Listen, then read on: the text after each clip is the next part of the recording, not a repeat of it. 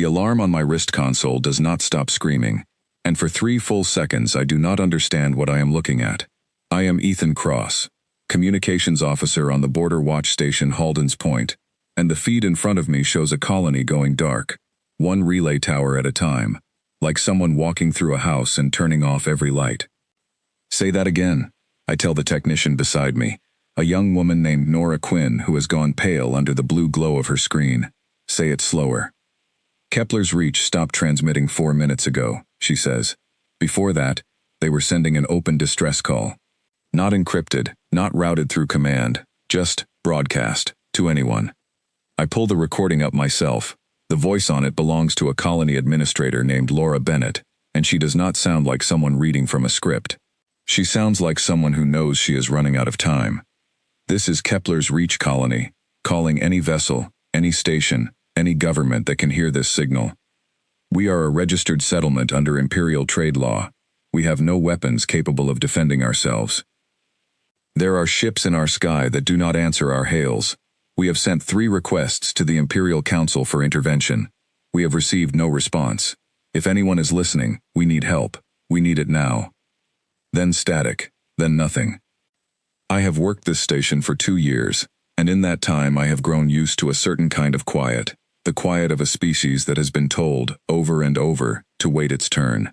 Humanity joined the wider galactic community only a few decades ago, and we have spent every one of those years being polite, filling out the correct forms, sending our ships along the correct trade lanes, being grateful for the scraps of respect the older powers hand us. The Vantori Empire has ruled most of this region of space for longer than written human history. Their council chambers are older than our oldest cities. And in all that time, they have never once had to explain themselves to anyone.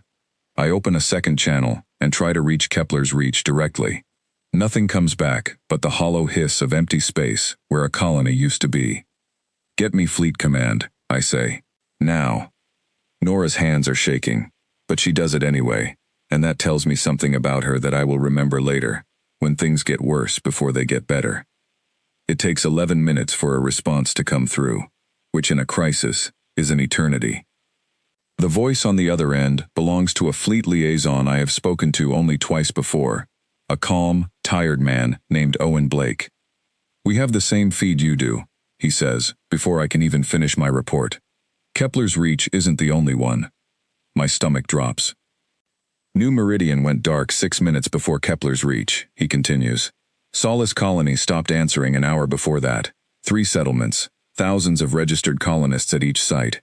We don't have confirmed numbers yet, and honestly, Ethan, I don't think we want to.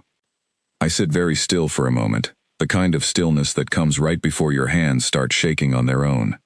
Why would the Empire do this, I say, though I already suspect I know part of the answer. We haven't broken any treaty. We haven't crossed into restricted territory.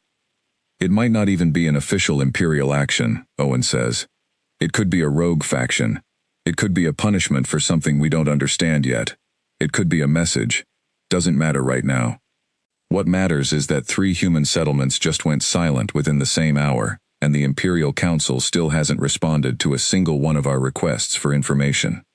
I think of Laura Bennett's voice, steady even while she was afraid, asking anyone at all, to help her people.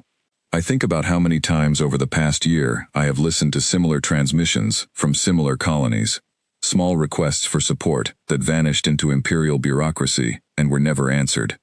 They ignored the warnings, I say quietly. They ignored everything, Owen answers. But that's not why I'm calling. Parliament is convening an emergency session within the hour. All active fleet officers are being recalled to home stations. That includes you. Recalled for what?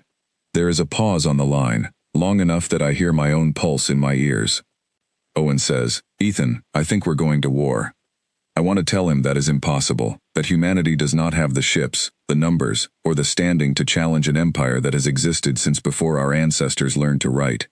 I want to tell him that whatever fleet we scrape together will be outmatched before it even leaves the solar system. Instead, I look at the last image captured from Kepler's Reach, a single frame taken from an orbital camera in the seconds before the feed cut out. It shows the colony's main dome, lights still on, families still inside, and above it, Ships that do not belong to us and never ask permission to be there. Send me the recall orders, I say. I'll be on the next transport to Earth. Nora is watching me from her console, her expression somewhere between fear and something harder, something that might become resolve if given enough time to grow.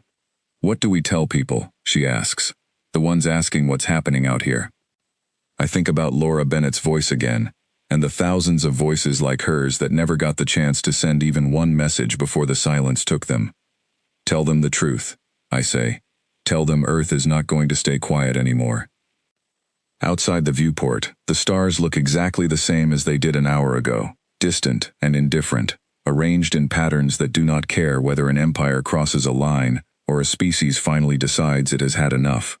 But something has changed, even if the stars have not noticed yet. Somewhere behind me, on a world I have not seen in 2 years, the machinery of an entire civilization is beginning to turn in a direction it has never turned before. I gather what little I have in my quarters, not much. A few personal items, a photograph of my parents standing outside our home in the hills above a coastal town, and one unopened letter from someone I have been meaning to write back to for months. I tuck the letter into my jacket without reading it. There will be time later. There has to be time later. The transport ship that carries me and 11 other recalled officers away from Halden's Point is small, fast, and utterly silent for most of the journey. Nobody speaks. Nobody needs to. We have all seen the same feed, heard the same distress calls, felt the same cold drop in our stomachs when the numbers came in. 3 colonies, thousands of lives, an empire that could not be bothered to answer even one distress call before it was too late. I sit near a viewport and watch Halden's Point shrink behind us until it disappears into the dark. I think about Laura Bennett's voice, and I wonder if she is still alive somewhere in the wreckage of Kepler's Reach, waiting for a rescue that came far too late, or whether her voice on that recording is the only piece of her that remains. Somewhere ahead of us, Earth is waking up. I do not yet know what that waking will look like. I do not know that within a matter of weeks, shipyards that have sat quiet for a generation will roar back to life, that veterans long since retired will be called back into uniform, that nations who have not agreed on anything of consequence in 100 years will find, for the first time, a single reason to stand shoulder to shoulder. I do not know that I will be given command of my own vessel before this is over, or that I will watch that vessel do things no imperial strategist believed a human ship was capable of doing. I only know one thing for certain as the transport carries me home, the same thing that Nora Quinn's face told me back on the station, the same thing that was in Owen Blake's voice when he said the word mobilization like it tasted strange in his mouth. The silence is over. Whatever comes next, Earth is not going to be quiet anymore. Earth does not look like a planet preparing for war.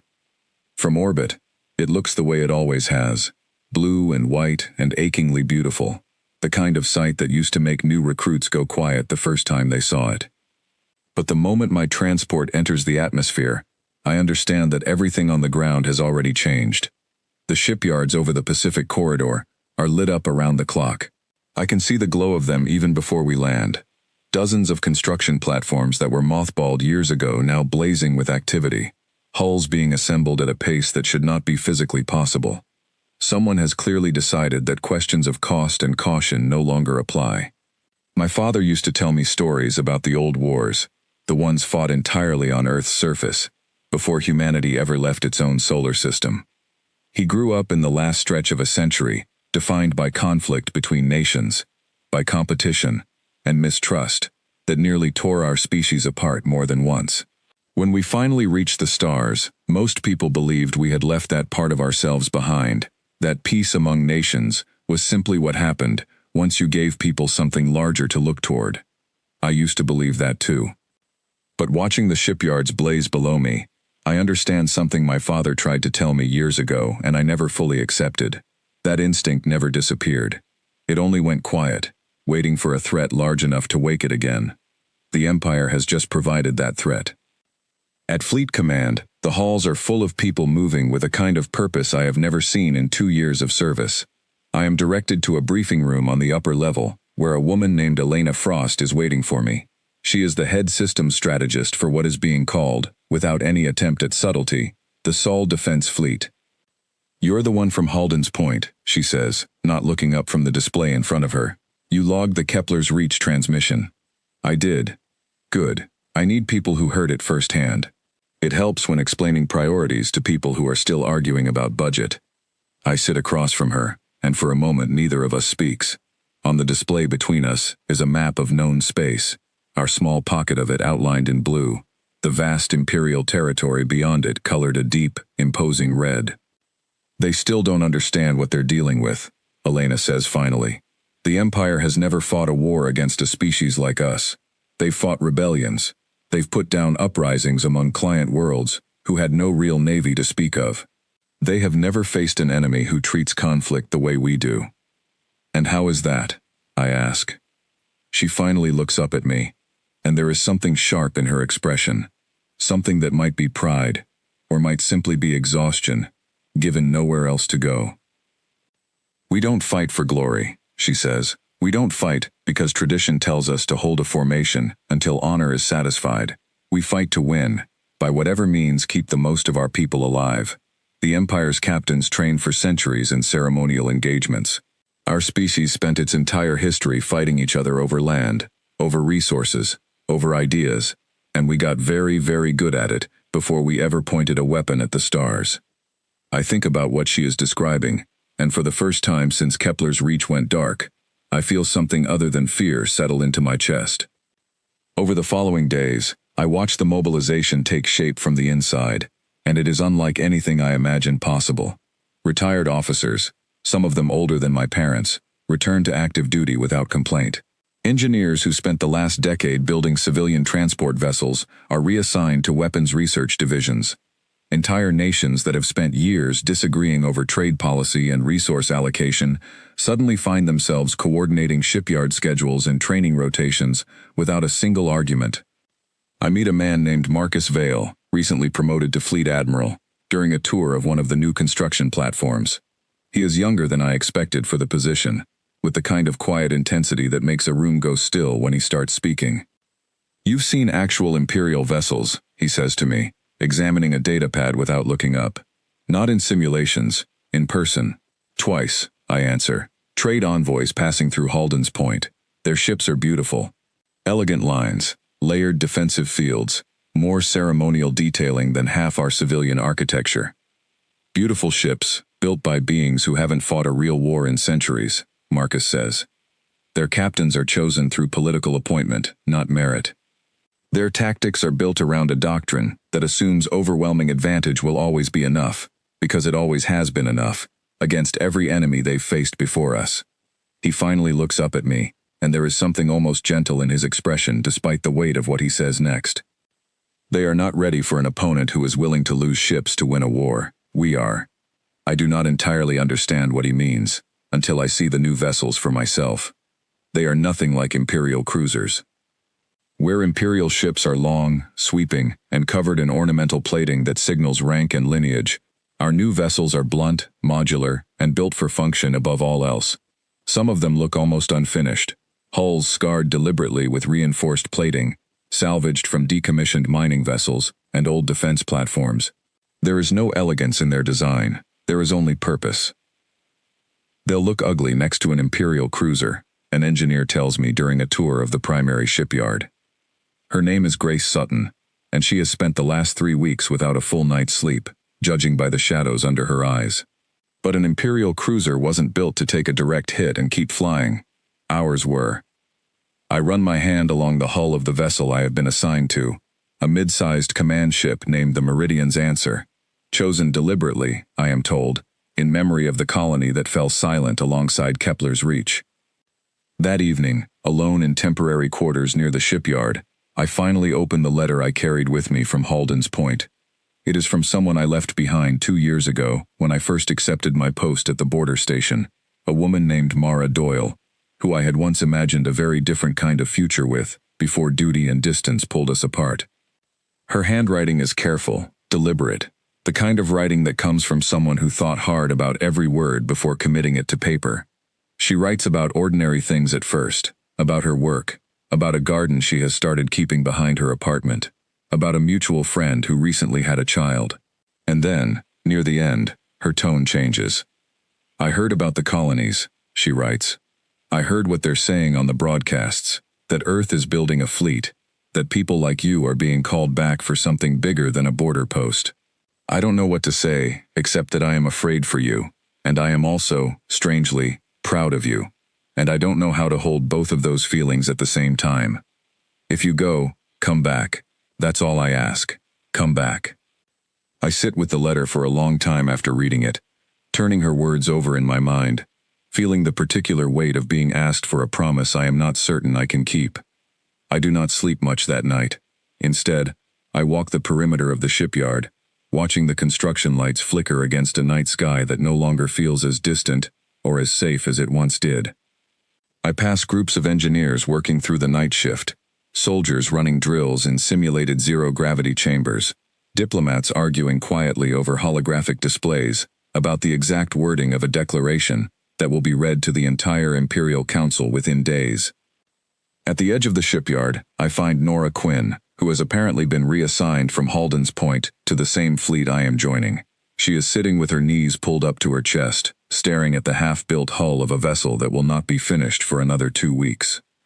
Couldn't sleep either, she says, without looking at me. No. My mother wants me to request a transfer somewhere safer, she says.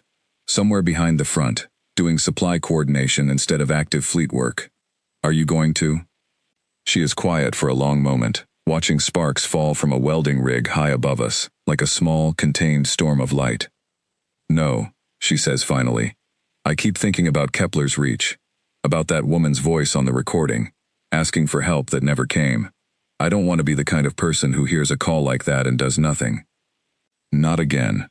I think of Laura Bennett's voice too, steady even in fear, and I think of Mara Doyle's letter tucked into my jacket, asking me to come back, and I understand, standing there in the cold night air beside the half-built ship that will soon carry us both into a war none of us wanted, that these two feelings, fear and resolve, are not actually opposites. They can exist together. They have to, if any of us are going to survive what comes next. We'll be ready, I tell her, though I am not entirely certain it is true. She looks at me for the first time since I found her, and there is something steadier in her expression now, something that was not there back on Halden's Point when the alarms first began screaming.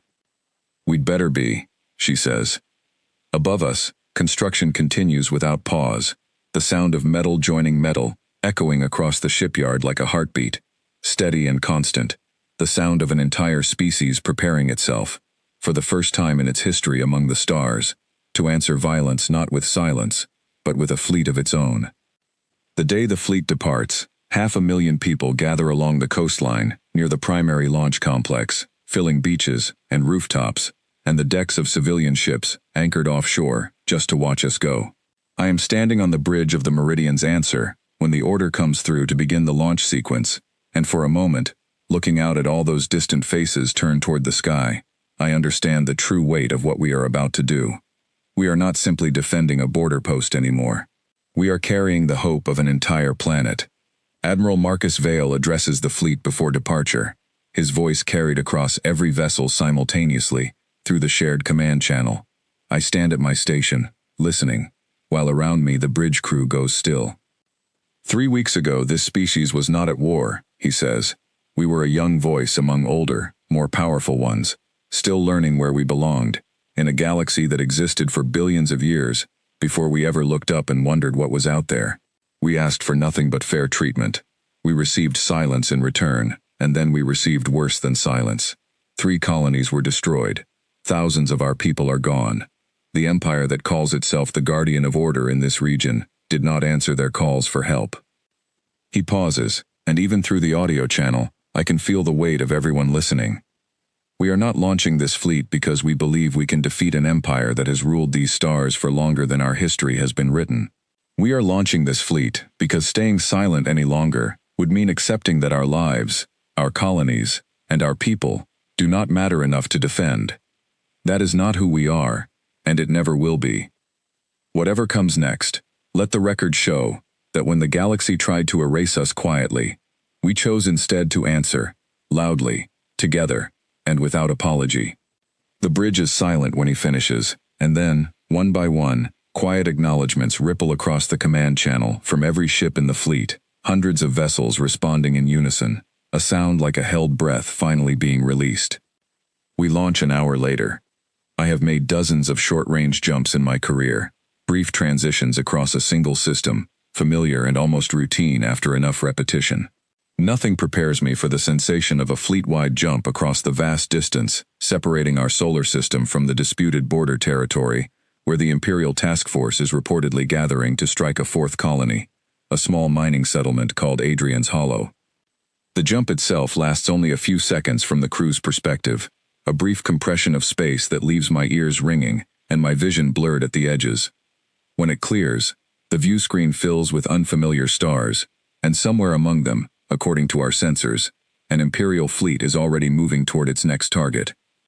"Sensor contact," calls out our tactical officer, a steady, focused woman named Nora Quinn, who has been promoted twice in the 3 weeks since Halden's Point, and has more than earned every rank. Multiple signatures, consistent with the Kepler's Reach engagement profile. They haven't detected us yet. We're still outside their sensor range.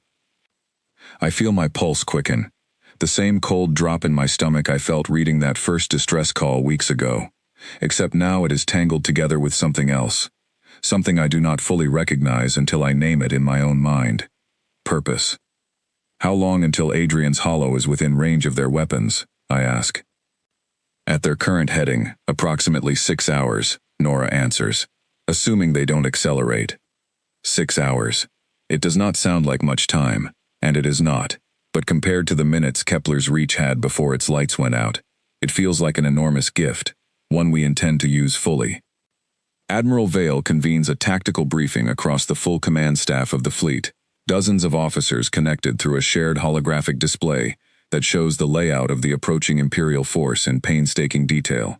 12 capital ships, dozens of smaller escort vessels, a formation so precise, so symmetrical, that it looks almost artistic, built for intimidation as much as for actual combat effectiveness. "They're moving in a standard pacification formation," says a grizzled fleet strategist named Ryan Holt, who has spent the last 2 decades studying Imperial military doctrine from intercepted transmissions and trade envoy records. "This is how they've handled every uprising and border dispute for the last 3 centuries. Overwhelming presence, minimal engagement, force the target into surrender before a single shot needs to be fired. They expect fear to do most of the work." "And when fear doesn't work?" I ask. "Then they escalate, exactly as they did at Kepler's Reach," Ryan answers grimly.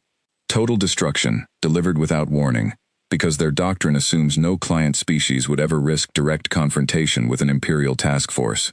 They've never needed a plan for an enemy who fights back." Admiral Vale studies the formation for a long moment, his expression unreadable. "Then we give them something new to study," he says finally. "The plan that takes shape over the following hours is unlike anything I have trained for during my years of standard fleet service, but it makes a strange kind of sense once I understand the underlying logic. Where the Imperial formation is built around a single overwhelming presence, our fleet will scatter into smaller, independent strike groups, each one capable of operating without direct central command if communication is disrupted. Where Imperial vessels rely on layered defensive fields calibrated to withstand conventional, symmetrical assaults, our weapons teams have spent the last 3 weeks designing munitions specifically intended to overwhelm those fields through irregular, unpredictable strike patterns. We're not going to fight them the way they expect to be fought, Elena Frost explains during a final strategy session, her voice carrying the same sharp confidence I noticed the first day we met. We're going to fight them the way we've always fought each other, adapting constantly, exploiting every gap, refusing to hold a formation just because tradition says we should. It will look chaotic to them. It will look like we don't know what we're doing. That confusion is exactly what will win this battle. I return to my quarters for what small amount of rest I can manage before the engagement begins, but sleep does not come easily. I find myself thinking again of Mara Doyle's letter, of her request that I come back, and I take a moment to record a short message in response, uncertain whether it will ever reach her, uncertain whether I will still be alive to send a follow-up. I tell her about the shipyards, about the strange, unexpected unity I have witnessed among people who used to argue over far smaller matters. I tell her about Nora Quinn and Elena Frost and Admiral Vale, and the thousands of others who have given up comfortable lives to stand on the edge of a fight none of us asked for. I do not tell her how afraid I am, though I suspect she will hear it in my voice regardless. I love you, I say near the end, the words feeling both entirely inadequate and completely necessary. Whatever happens next, know that I chose this because I believe it matters. I believe we matter. I'll do everything I can to come back and tell you the rest of this story in person. I send the message before I can second guess it, and then I return to the bridge, where the final hours before contact stretch out with a tension that seems to settle into every surface of the ship, every quiet conversation between crew members, preparing themselves in whatever way they can. Some pray, in whatever tradition their families pass down to them. Some review tactical simulations over and over, memorizing every possible variation of the coming engagement. Some simply sit quietly with photographs or letters of their own. The same private rituals I imagine are playing out across hundreds of vessels throughout the fleet. Nora finds me near the observation deck an hour before contact, her tactical uniform freshly pressed, despite the exhaustion visible in her eyes. "Scared?" she asks, settling into the seat beside mine. "Yes," I admit. "You?" "Terrified," she says, with the kind of honesty that only comes from people who have already decided fear will not stop them from doing what needs to be done. But I keep thinking about that recording, Laura Bennett's voice, asking for help nobody sent. I don't want anyone else to have to make that same call and hear nothing back. I think of the mining families at Adrienne's Hollow, going about whatever ordinary lives they have carved out on the edge of known space, entirely unaware that an armada is approaching their sky with the same silent efficiency that erased 3 other colonies before them. I think of how close we came to being too late again, and how this time, for the first time since this war began, we are not. We're not going to let that happen again, I say, and I find that I believe it, fully and completely, for the first time since Kepler's reach went dark. The final countdown to engagement arrives, with a strange, unexpected calm settling over the bridge. Admiral Vale's voice comes through the command channel one final time, before contact, brief and steady. "Fleet, hold formation until the signal. Remember what we discussed. They expect predictable. Give them something else." I take my position at the communications station, watching the tactical display as the distance between our fleet and the Imperial Task Force continues to close, minute by minute, the gap narrowing toward the moment when 6 hours of preparation, 3 weeks of frantic mobilization, and decades of quiet, unacknowledged grievance will finally collide with an empire that has never once had to answer for what it does to the species it considers beneath its notice. The stars outside the view screen remain distant and unmoved, exactly as they were the night I first learned Kepler's reach had gone silent, exactly as they will remain, regardless of what happens in the hours ahead. But everything else has changed. The silence Earth once offered the galaxy in exchange for a small, uncertain place among the stars has ended, replaced now by hundreds of ships, thousands of crew members, and a single, unified resolve carried across every vessel in the fleet. Somewhere ahead of us, 12 Imperial capital ships continue their slow, confident advance toward Adrienne's Hollow, entirely unaware that for the first time in their long, unchallenged history, they are about to meet an opponent who has already decided that whatever it costs, this time, someone will answer the call for help before it is too late. I take a breath, steady my hands against the edge of my console, and wait for the signal.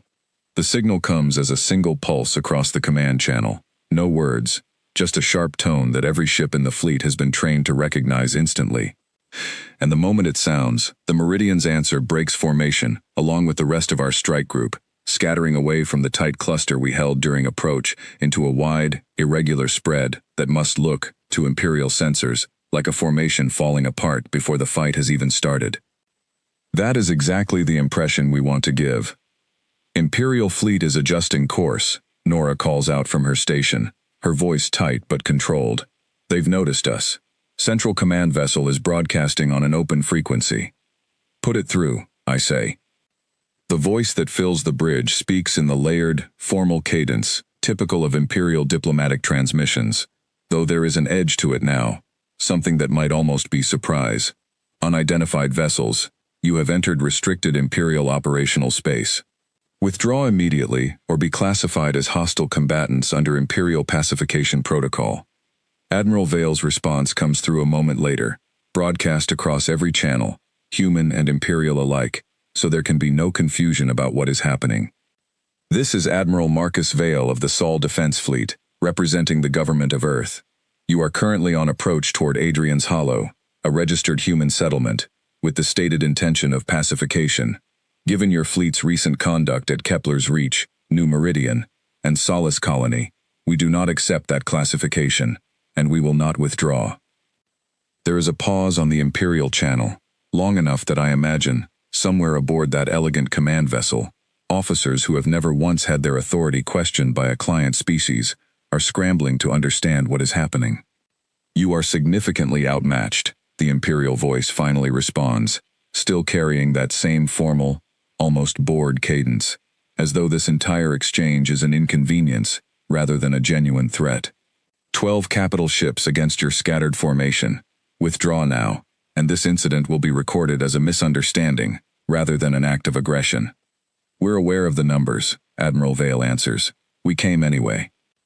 The channel goes silent, and a moment later, the Imperial fleet begins accelerating toward us, their formation tightening into the precise, symmetrical pattern Ryan Holt described during our briefing. 12 capital ships moving as one unified mass, confident in the overwhelming advantage they have never had reason to doubt. Here they come, Nora says quietly. What follows is unlike anything I trained for during my years at Halden's Point, unlike anything the Imperial doctrine manuals Ryan Holt studied for 2 decades ever anticipated.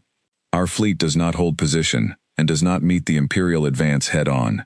Instead, our scattered strike groups begin moving independently, each one adjusting course based on real-time data rather than centralized command, weaving between the gaps in the Imperial formation instead of standing against its full weight. Group 2 is engaging the left flank, Nora reports, her hands moving rapidly across her console. Group 4 is drawing fire from the lead vessel. We're clear to move on their support ships.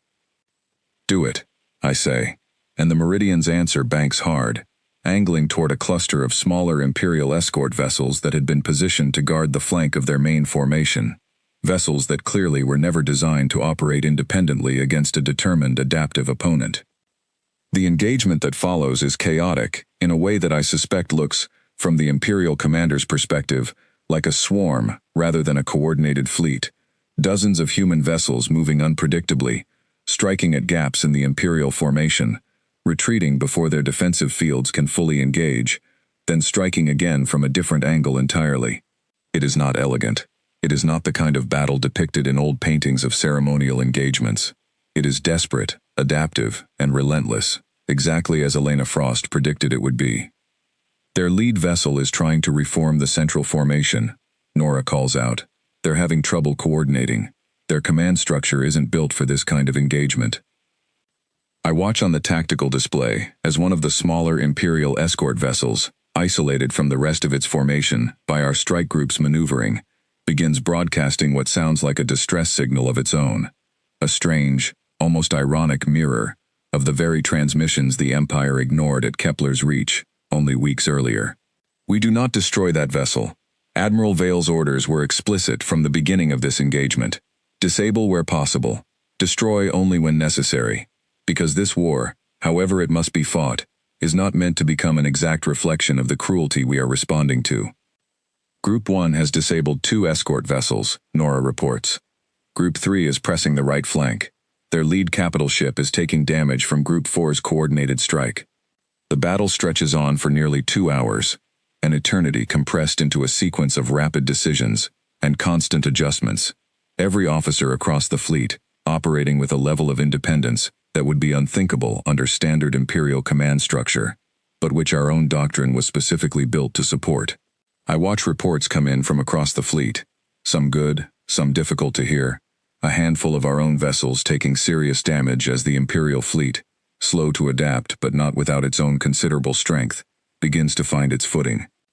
We've lost contact with 2 vessels in Group 2, Nora reports at one point, her voice carrying a tightness that tells me exactly how much that cost her to say.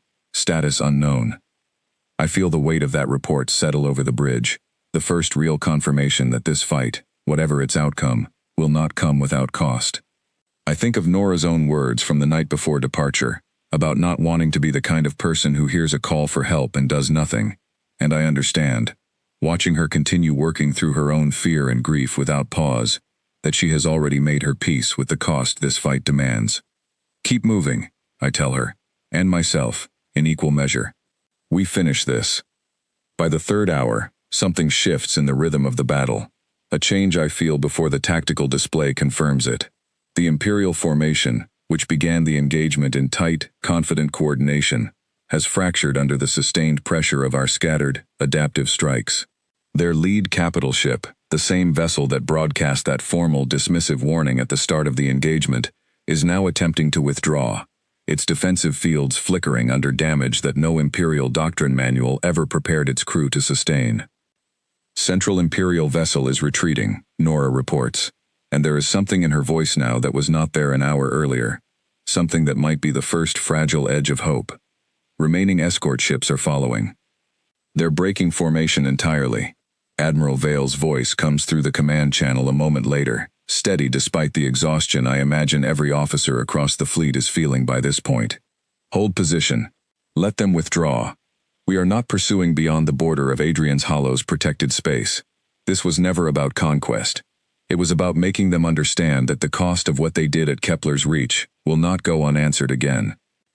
I watch on the tactical display as the remaining Imperial vessels retreat into the dark beyond our sensor range, their once precise, symmetrical formation now scattered and disorganized, a visual mirror of the very chaos our fleet embraced from the beginning of the engagement. The bridge is quiet for a long moment after the last Imperial signature fades from our sensors, a silence that feels entirely different from the tense, anticipatory quiet that filled the same space only hours earlier. This silence carries something heavier, the particular stillness that comes after surviving something you were not entirely certain you would survive. Casualty reports coming in from across the fleet, Nora says quietly, her hands finally still on her console. We lost 4 vessels. Confirmed. Group 2's missing ships are being counted among them. 4 vessels. I do not yet know the names of everyone who served aboard them, though I suspect I will learn those names in the coming days. Will attend memorials for people I never had the chance to meet. Will carry the weight of this victory, alongside the weight of everything it cost to achieve it. But Adrienne's Hollow remains untouched. Somewhere below us, on a small mining settlement that had no idea how close it came to sharing the same fate as Kepler's Reach, families are continuing their ordinary lives, entirely unaware that a battle fought in their defense has just concluded in the space above their sky. Admiral Vale's voice returns to the command channel one final time before the fleet begins the process of regrouping, tending to the wounded, and preparing the long journey home. This is Admiral Vale, to every vessel in this fleet. Today, an Imperial task force that expected an easy pacification encountered something they had never prepared for, and they withdrew. Rather than continue an engagement, they could not win on their own terms. This is not the end of this war. I suspect it is closer to the beginning. But let it be known, across every colony still standing, and across the Imperial Council that ignored our calls for help, that Earth answered. I sit at my station for a long moment after the channel closes, watching the empty space, where 12 Imperial capital ships once advanced with total confidence, and I think of Laura Bennett's voice, steady even in fear, asking for help that never came in time. This time, it came. This time, someone answered. It is not enough to undo what happened at Kepler's Reach, or New Meridian, or Solace Colony. It will never be enough for that. But standing on the bridge of the Meridian's answer, surrounded by a crew that fought not for glory or tradition, but simply because they refused to let another colony fall silent, unanswered, I understand that something has changed today that cannot be undone. The Empire has learned, in the space of a single engagement, that humanity's silence was never weakness. It was patience, worn thin, finally given a reason to end. News of the battle above Adrienne's Hollow reaches the wider galaxy faster than any of us anticipated, faster even than our own official reports managed to travel through proper diplomatic channels. Within days, fragments of the engagement, sensor recordings, intercepted Imperial communications, even a few grainy images captured by civilian vessels passing through the region, begin circulating across trade networks that span dozens of systems far beyond our own small pocket of space. I learned most of this secondhand, filtered through briefings and shared reports during the long journey home. But even from a distance, I can feel the shape of what is happening. An empire that has stood unchallenged for centuries, whose authority was never questioned by any of the countless client species scattered across its territory, has been forced to withdraw from an engagement against a species it considered barely worth acknowledging only weeks earlier. Admiral Vale calls me into a private briefing shortly before we reach Earth's outer defense perimeter, and I find him standing before a display showing incoming reports from dozens of sources, some official, most not. The Imperial Council issued a statement this morning, he says, without turning around. They're calling the engagement at Adrienne's Hollow an isolated incident involving a rogue commander who exceeded his authority. They've relieved him of duty, quietly. No public apology for Kepler's Reach, New Meridian, or Solace Colony. They're trying to pretend it didn't happen the way it happened, I say. They're trying to control the story before it controls them, Marcus answers. But it's too late for that. Too many people saw what happened. Too many species who have lived under Imperial authority, their entire existence, just watched a species they'd never even heard of stand against an Imperial fleet and survive. He turns to face me, and there is something in his expression I have not seen before, a kind of careful, guarded hope. We've received 3 separate contact requests over the past 2 days, he says, not from the Empire, from client species within their territory. Worlds that have wanted independence for generations, but never believed anyone would stand with them if they tried. I think of Laura Bennett's voice again, the way it has stayed with me through every part of this journey, steady even in fear, asking for help that finally came. Too late for her colony, but perhaps not too late for others. I think of the countless voices like hers scattered across the Empire's vast territory. Generations of species who learned, the same way we once did, to be quiet and grateful for whatever small mercies were offered to them. What happens now? I ask. Marcus is quiet for a long moment, studying the display in front of him, the shifting map of Imperial territory with new points of contact beginning to appear along its edges, small, hesitant signals from worlds that have never before dared to reach beyond their own borders. Now we decide what kind of power we want to become, he says finally. We could stop here, defend our own colonies, secure our own borders, and let the rest of the galaxy continue as it always has. Nobody would blame us for that. We've already given more than anyone expected of us. But I don't think that's who we are anymore, he says. I don't think it's who we ever really were, underneath all that patience we spent decades performing for an empire that never once returned the courtesy. We fought this battle because we refused to let a call for help go unanswered. I don't see how we look away now that other calls are starting to come in. I return to Earth 2 days later, and the reception waiting for the fleet is unlike anything I expected. The same coastline that watched us depart in tense, uncertain silence now fills with a different kind of crowd entirely, one carrying the complicated mixture of grief and pride that comes with surviving something that should never have needed to be survived in the first place. Memorial services are already being planned for those lost at Adrienne's Hollow. Names I have since learned, faces I will carry with me for the rest of my life, even though I never had the chance to meet most of them in person. I find Mara Doyle waiting near the edge of the crowd when I finally disembark, and for a long moment, neither of us says anything at all. She looks exactly as I remember her, and also entirely different, the way people always do after enough time and enough distance has passed between 2 versions of the same relationship. You came back, she says finally, her voice caught somewhere between disbelief and relief. I promised I would. She steps forward and wraps her arms around me, and I let myself hold on to that moment for as long as it lasts, setting aside, just for a little while, the weight of everything that came before it, and everything I suspect is still ahead. In the weeks that follow, the shape of what comes next begins to take form, slowly, carefully, through diplomatic channels that did not exist before Adrienne's Hollow, and would not exist now if that battle had gone differently.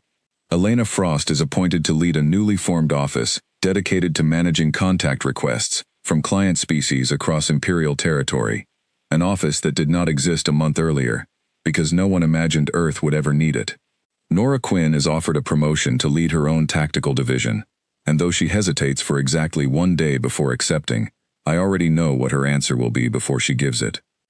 I am given command of my own vessel, a decision that still feels strange to sit with, given how recently I was simply a communications officer stationed at a quiet border post, listening to a distress call that changed the entire course of my life.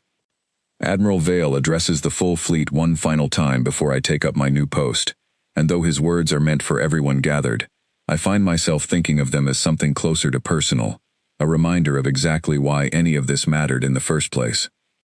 "We did not ask to become a power capable of standing against an empire," he says. "We were content, for a long time, to simply have a small, quiet place among the stars, asking for nothing more than fair treatment and a chance to build something of our own." That request was ignored, and it cost us more than any of us will ever fully recover from. But in answering that silence, we discovered something about ourselves that we might never have learned otherwise. We are not defined by the size of the empire that once dismissed us. We are defined by what we choose to do when someone else needs the very thing we were once denied. I think of Kepler's Reach, and New Meridian, and Solace Colony, names I will carry with me for the rest of my career, a reminder of the cost that brought us to this point. I think of Adrienne's Hollow, still standing, still home to families who will never fully know how close they came to sharing a different fate. I think of the new voices beginning to reach out from across Imperial territory, worlds that have waited generations for someone, anyone, to answer when they called for help. The war is not over. I understand that clearly, standing on the deck of my new command as it prepares for its first mission beyond Earth's defended border, watching the shipyards that once built quiet civilian vessels continue their work, assembling the next generation of a fleet that did not exist a few short months ago. There will be more battles, more losses, more names added to memorials that are already, somehow, too long. But something fundamental has changed, something that cannot be undone, regardless of what comes next. Earth's silence, worn thin by decades of patience, offered to an empire that never once returned the courtesy, has ended. In its place stands a promise, carried now across an entire fleet, spoken quietly by every officer who chose to answer a call for help, rather than let it fade into the same silence that swallowed 3 colonies before anyone thought to listen. Every voice that calls out into the dark, from now on, will find someone on the other end, ready to answer. That is the promise I carry with me, as my ship pulls away from Earth's orbit, the coastline, where I was welcomed home, shrinking behind me, until it disappears into the same vast, indifferent dark that has watched over every part of this journey from the very beginning.